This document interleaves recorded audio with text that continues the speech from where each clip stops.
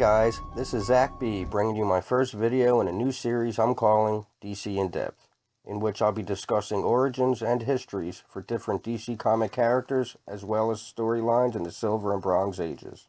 Today we are looking at one of my favorite DC villains that hardly gets mentioned, Vandal Savage.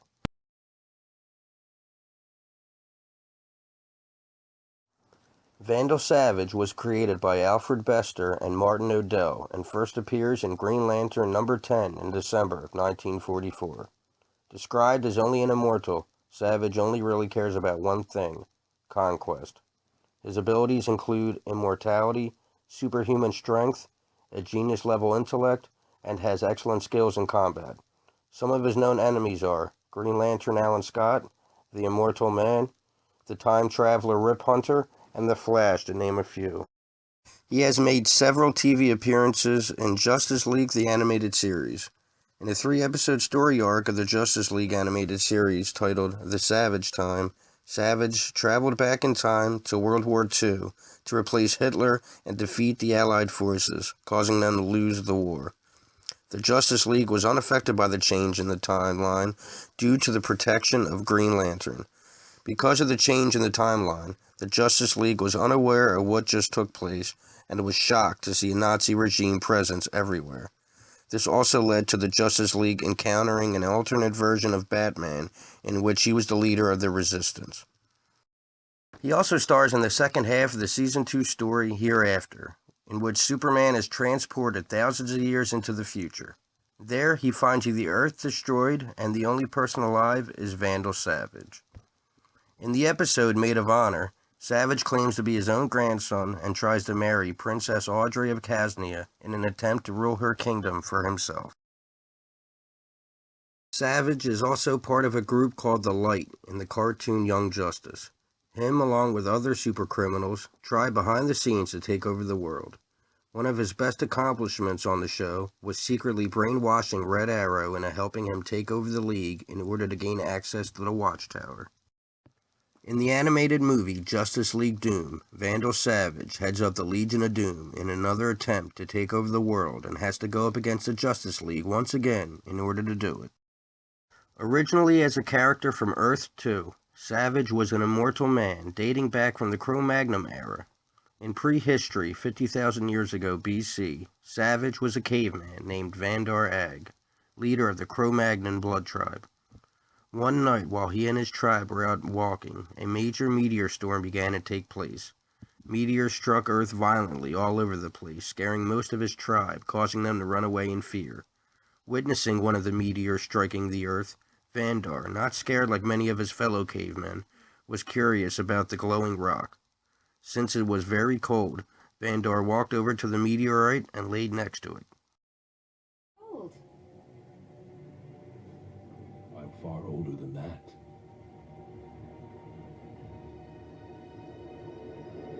The first time a meteor granted me power was over 25,000 years ago.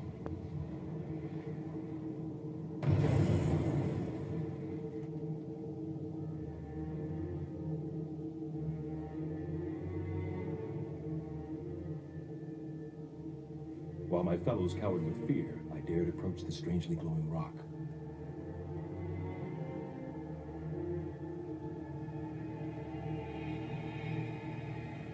It was warm. The night was very cold. I slept curled up next to it, not realizing what its rays were doing to me. But over the millennia that followed, as I watched those around me grow old and die, while I remained unchanged, I discovered the truth and came to accept my destiny. Destiny? I live to rule. Savage's first mark in the history of the DC Universe came when he and a select group of people successfully undermined and destroyed the lost city of Atlantis. That group of people became known as the Illuminati, with Savage serving as its leader. 45,000 years ago BC, Savage arrived in a shipwreck near death on the shores of Atlantis.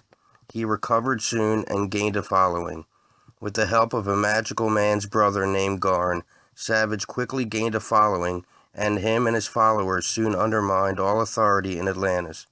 Calling themselves the Brotherhood of Light, they represented greed, darkness, and fear. This group would later be called the Illuminati. He claims to have ruled hundreds of civilizations under hundreds of names.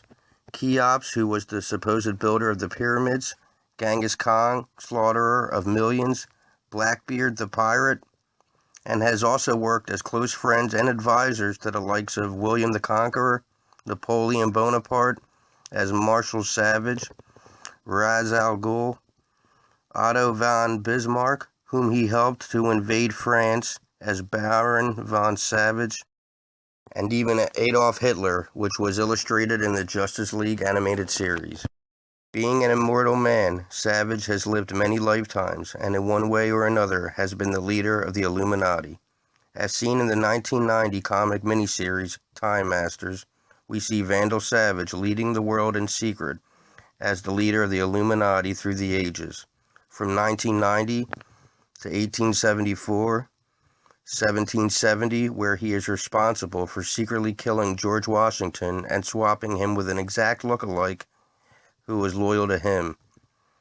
The year 900 AD, where he acts as a secret ruler and dabbles in the spiritual arts of tarot cards.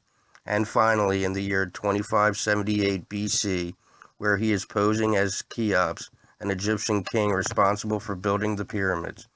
Through all the centuries, it's implied that the source of his power is his possession of the Holy Grail, which you can see him holding several times throughout the ages. If you would like a more in-depth look at Time Masters, look forward to its own solo video coming soon.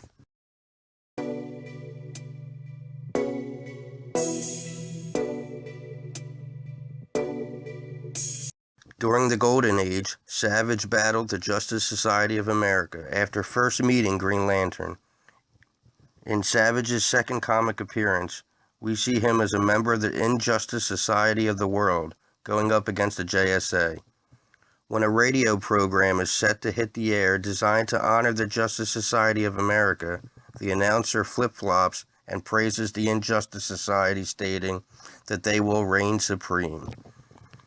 Preparing to do battle, the JSA, consisting of Green Lantern, The Flash, Hawkman, Wonder Woman, Dr. Midnight, and Al Pratt as the Atom, split up to defend different parts of the country and take on the Injustice Society. Meanwhile, hidden in the stone depths of the city, the Injustice Society reveals that they wanted to divide and conquer, and that everything went to plan. Since they have succeeded in dividing their enemies, all that's left is to attack them separately. While the rest of the members, consisting of the Wizard, Brainwave, Degaton, the Thinker, and the Gambler, go after their nemesis, Savage goes after Hawkman. When Hawkman arrives, he finds that there has been a prison break. He spots Savage outside the prison and knows he is responsible. When he attempts to attack Vandal, Savage seems to disappear right in front of him. Before Hawkman realizes what's actually going on, he finds himself behind bars, and he has Vandal Savage and his mental projector to thank for it. One by one, every member of the JSA is defeated and captured. Brainwave tricks Alan Scott into firing on him while inside a box that hurls any force shot at it back at itself, leaving GL presumed dead. The Flash is struck by a device that increases his weight 60-fold, making it very easy to put him in restraints and capture him. While the Atom tries a different approach and plays dress-up, he too is defeated when he tries to take the entire Injustice Society on by himself. And after the Degaton captures Dr. Midnight, we see the entire Justice Society of America captured and imprisoned. But when they put their wits together and figure a way out, we see that they have been tricked once again.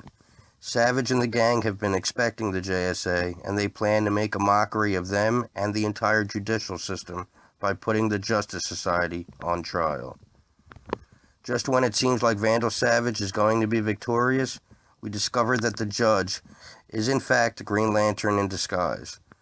Fully regrouped, the JSA finally delivers the final blow, and Savage and his group are all defeated, except for the Wizard, but he is humiliated the worst when he decides to make a run for it and gets beaten by grade school children. Ouch. JSA wins, Injustice Society, along with Savage, beaten and embarrassed.